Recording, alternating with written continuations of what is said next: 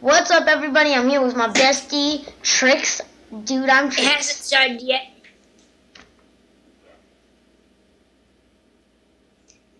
Hey guys, what is up? It is your boy, Dude I'm Trix YT here, and I'm here with my friend Aaron.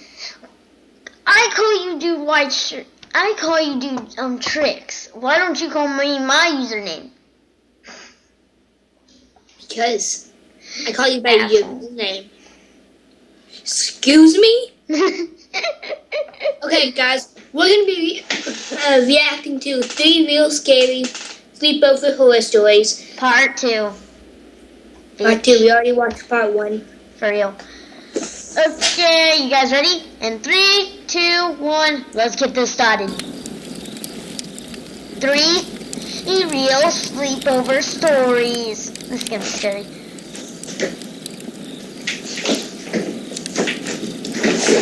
I So am those 14 guys and my are the friend ones that, oh my shit. asked me if I wanted to spend the night, so I Fuck you, Gunner. Get out of here. did. And his dad was at the gym.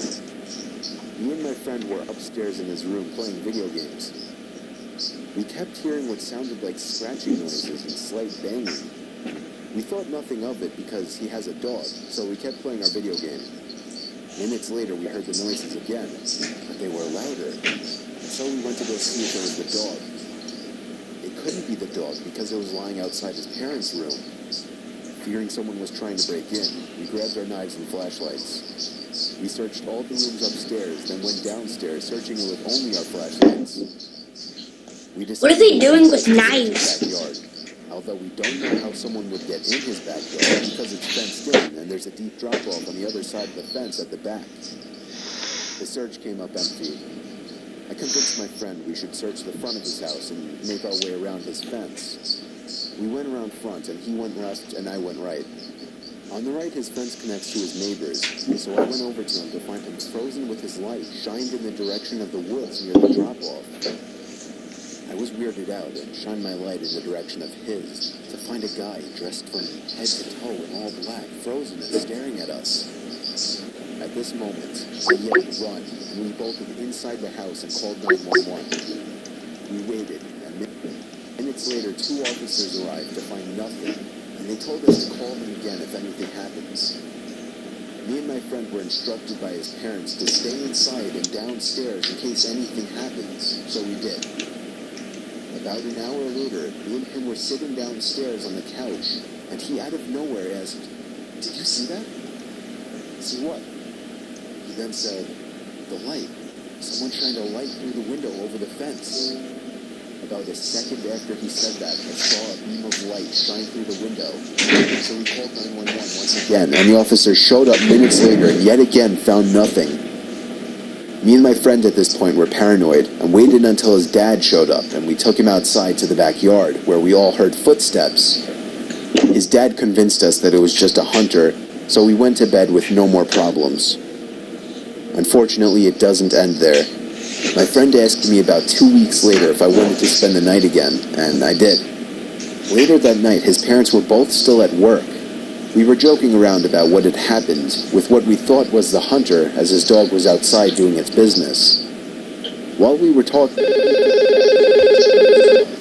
find what looked to be someone peeking out of the fence. So we immediately called his dog and locked the door. We left it alone, and minutes later, as we were in his room, we heard noises. So I looked out his window to once again see what looked like a guy peeking over the fence. So we grabbed knives and flashlights once again and went in the backyard and shined the flashlight in the direction we thought we saw the person. The light illuminated the outline of the head and the area of the fence we thought we saw the guy.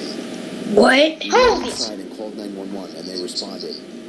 Minutes later they showed up and again found nothing and sat at the area outside the fence near the woods for 5 minutes in case something happened.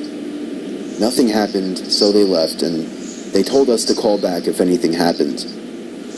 We didn't tell his parents this time because we thought they wouldn't believe us. Me and my friend returned upstairs to his room, and about 2 hours later, we heard the loudest banging ever. It started from the downstairs on the left side and went to the front door. We freaked out. We grabbed the dog and barricaded ourselves in his parents' room and got his dad's gun out in case we needed it.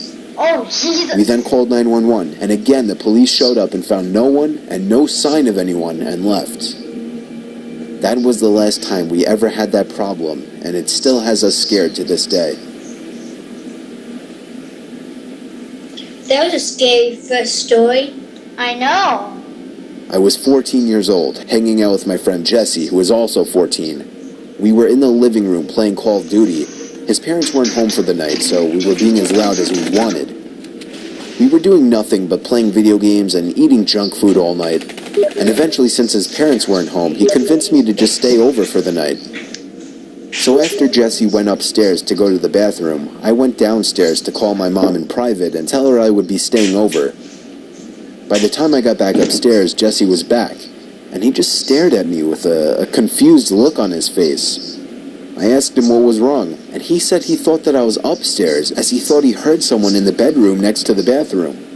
I assured him I was downstairs making a phone call, and he just looked back upstairs with a concerned look. He walked upstairs, and I followed him. He stopped at the door to the bedroom and put his ear up against it. He then opened the door and peeked into the room. It was dark, but I could see there was enough light in there to be able to scan the room. We didn't see anything, so he shut the door. I told him he was being paranoid as we went back downstairs to play more video games. We turned the volume back up loud and resumed playing. After the match ended, the loading screen came up, along with the silence that usually accompanies loading screens. That's when me and Jesse both looked at each other. Jesse hit the mute button as we listened to what we were sure was somebody grunting from upstairs in that bedroom. But soon after the silence from the television, there was silence from upstairs as well. Oh, Jesus. Jesse whispered to me that someone is hiding up there. They must have stopped making the noise as soon as there was silence down here. Jesse whispered to me that we need to leave through the back door right now, as it was much quieter than the front door. I agreed, and we headed outside to the back door. As soon as we were outside, Jesse got on the phone with the police as I looked up to the bedroom window. For some stupid reason, I turned on the flashlight on my phone and aimed it up to the window. About 3 seconds later, my heart dropped as someone stepped into view from behind the glass, but only for a brief moment. They seemed to crouch down under the window after spotting us. Jesse saw it too. That's when we actually took off down the block. We only came back when we saw a police car parked outside with its lights on. Jesse unlocked the front door for the two cops, and they went inside to investigate. As me and Jesse were outside waiting by the car, we saw him. Him, as in the guy who was surely at the window. He was coming out from the backyard, walking really fast, yet also clearly trying to keep quiet. This man was really tall, like 6'5" or something, and he looked to be mid-40s. LeBron James. Me and Jesse ran inside and screamed for the cops to come outside, but by that time he was gone, and we had no idea which direction he could have gone in. I know. Inside of the bedroom that the man was in, a giant clothes bag had been pulled out from under the bed with certain articles of clothing obviously missing. There was also money missing from the desk drawer, and the desktop computer had been turned on. We never saw or heard of this man again. Good. Wow. Thief. Theft. Call the police. This Wait, took there's already place in the police summer there. of 2008 when I was 12 years old. I was sleeping over at my friend Calvin's house. I can't remember every little detail about what was going on, but I remember Calvin's family came home unexpectedly early, and things were getting a bit hectic in the house, so we came up with this cute little idea of pitching a tent up in the backyard and sleeping out there for fun. We figured why not, since it was warm out anyway. We pitched the tent in like 15 minutes with Calvin's backyard nightlight giving us enough light in the dark. Now, on one side of Calvin's backyard beyond the fence was about 100 yards of nothing but trees. We lived in the country in New Jersey. Anyway, after goofing around for a while, Calvin turned off the nightlight and we finally went to sleep. Now, I don't know about everyone else, but I cannot for the life of me fall asleep in sleeping bags, or let alone anything but my bed. I was twisting and turning for like 3 hours trying to fall asleep in that thing.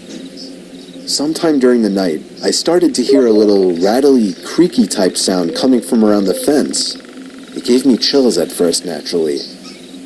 I wanted to wake Calvin up, but I didn't. It sounded like the wooden fence was being pushed, or it was just moving. It was a bit windy out after all, but still, nevertheless.